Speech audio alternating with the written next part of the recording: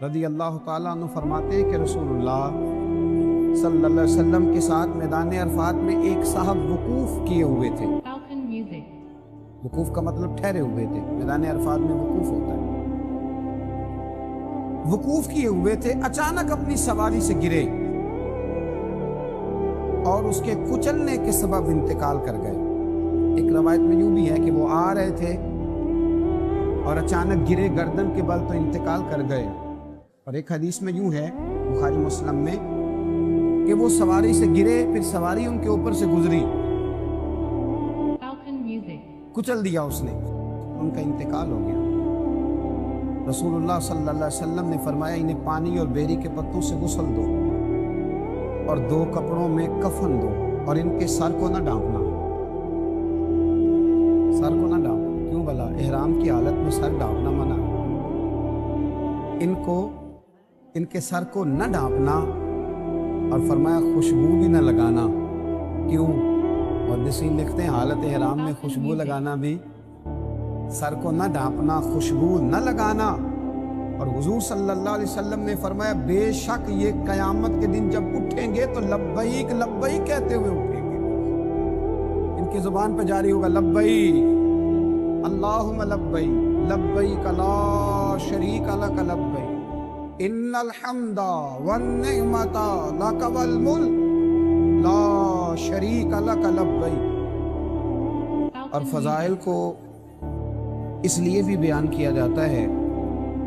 کہ وہ لوگ جو اللہ تبارک و تعالیٰ کے گھر کا قصد اور ارادہ رکھتے ہیں اور جو اس جانب سفر کر رہے ہیں، ان کے دلوں میں یہ بات پیدا ہو کہ وہ کتنے عظیم کام کے لیے جا رہے ہیں، اور انہیں یہ احساس پیدا ہو کہ اللہ تبارک و تعالیٰ نے انہیں کتنی بڑی نعمت سے سرفراز فرمایا ہے۔ حج اسلامی عبادات کے اندر ایک بہت بڑی عبادت ہے۔ قرآن مجید فرقان حمید سورۃ البقرہ کے اندر اللہ کریم نے فرمایا وَأَتِمُّ الْحَجَّ وَالْعُمْرَةَ لِلَّهِ، فرمایا پورا کرو حج اور عمرہ اللہ کے لیے، اللہ کی رضا کے لیے حج اور عمرے کو پورا کرو۔ اس میں تمہاری رضا، تمہاری نیت، تمہارا ارادہ فقط اللہ تعالیٰ کی رضا کا ہونا چاہیے۔ ویسے تو تمام اسلامی عبادات کا ماحصل اور ان کا فلسفہ یہی ہے کہ اس میں اللہ تعالیٰ کی رضا کو پیش نظر رکھا جائے، لیکن یہاں حج اور عمرے کے معاملے میں بالخصوص جس چیز کی طرف زیادہ توجہ دلائی گئی وہ یہ ہے کہ تم نے یہ کام للہ، اللہ کے لیے کرنا ہے۔ یہ ایک ایسی عبادت ہے جس کا بہت زیادہ لوگوں تک خبر پہنچ جاتی ہے کہ فلاں آدمی عمرے کے لیے جا رہا ہے، حج کے لیے جا رہا ہے،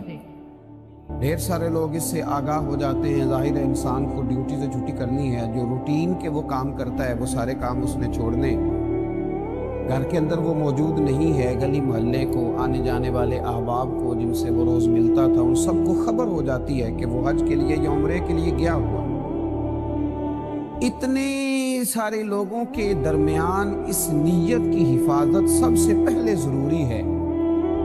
کہ میں اگر حج کرنے جا رہا ہوں تو اللہ کی رضا کے لیے جا رہا ہوں۔ اس میں کسی قسم کی کوئی نمود و نمائش، کسی قسم کا دکھلاوا، تصنع، ریاکاری، بناوٹ بالکل نہ ہونا چاہیے۔ نبی رحمت نور مجسم شفیع معظم صلی اللہ تعالی علیہ وآلہ وسلم نے حج کے جب فضائل بیان کیے اور حج بیت اللہ کی سعادت حاصل کرنے والوں پر اللہ کے انعام کو جب میرے حبیب کریم علیہ السلام نے بیان فرمایا تو بخاری، مسلم، ابن ماجہ اور ترمذی شریف کے اندر حدیث مبارکہ موجود ہے۔ حضرت ابو ہریرہ رضی اللہ تعالیٰ عنہ ارشاد فرماتے ہیں کہ نبی کریم صلی اللہ تعالیٰ علیہ وسلم کو میں نے خود ارشاد فرماتے ہوئے سنا کہ حضور فرمانے لگے جس نے حج کیا اور حج کے اندر کوئی فحش کام نہیں کیا، کوئی برا کام نہیں کیا،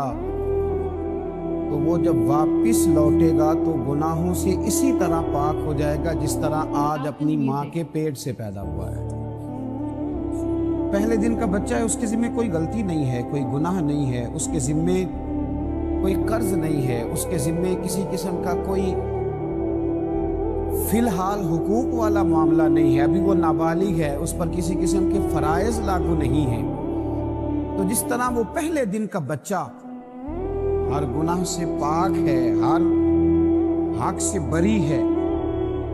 اللہ تبارک و تعالیٰ نے اسے بالکل گناہوں سے پاک رکھا ہوا ہے، اسی طرح یہ شخص جو حج کر کے آیا ہے اللہ اسے بھی سارے گناہوں سے پاک فرما دیتا ہے،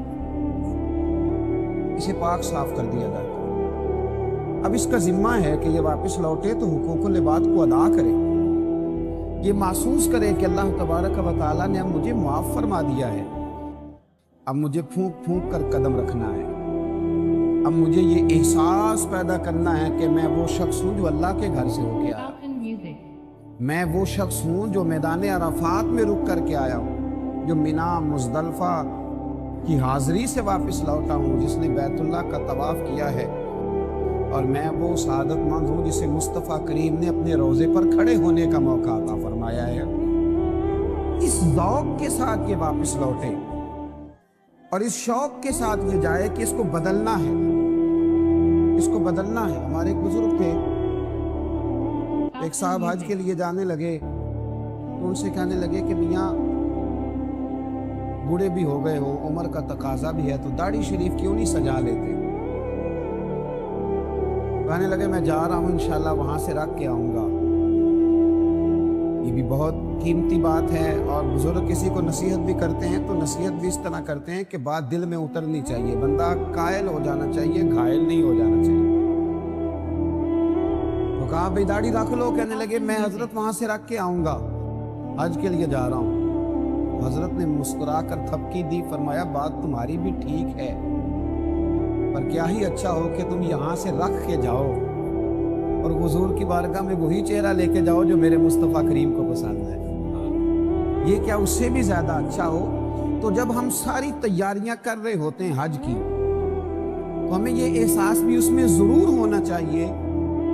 کہ میں اگر گھر والوں کا خرچہ دے کے جا رہا ہوں اس لیے کہ میں اپنے گناہ معاف کرانے جا رہا ہوں، تو مجھے کچھ حقوق العباد کا بھی خیال رکھ کے جانا چاہیے، مجھے قرضے بھی ادا کرنے کی کوشش کرنی چاہیے، میرے ذمے جن لوگوں کے حقوق ہیں مجھے وہ بھی ادا کرتے ہوئے رخصت ہونا چاہیے۔ یہ سارا احساس بھی ہمارے دلوں کے اندر پیدا ہونا چاہیے، اس لیے کہ جب ہم نے واپس لوٹنا ہے تو ہمارے گناہ رب کریم نے اپنے فضل سے معاف فرما دینے۔ اب جب گناہوں کی معافی ہو جائے گی تو ظاہر ہے کہ حقوق العباد کا معاملہ ایسا ہے جس کے لیے کوشش کرنا پڑتی ہے۔ تو اللہ کے محبوب صلی اللہ علیہ وسلم نے حج کے فضائل کو بیان کیا۔ بعض احادیث ایسی ہوتی ہے جن میں رکت ہوتی ہے، جن میں ذوق ہوتا ہے، جن میں بیان کرنے والے پر ایک کیفیت طاری ہوتی ہے۔ حضرت سیدنا ابن شماسہ رضی اللہ تعالیٰ کہ رسول کریم صلی اللہ علیہ وسلم کے صحابی ہیں، یہ فرماتے ہیں کہ حضرت سیدنا عمر بن عاص رضی اللہ تعالی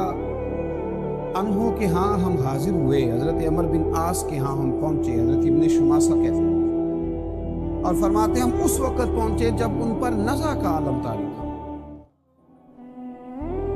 جب وہ دنیا سے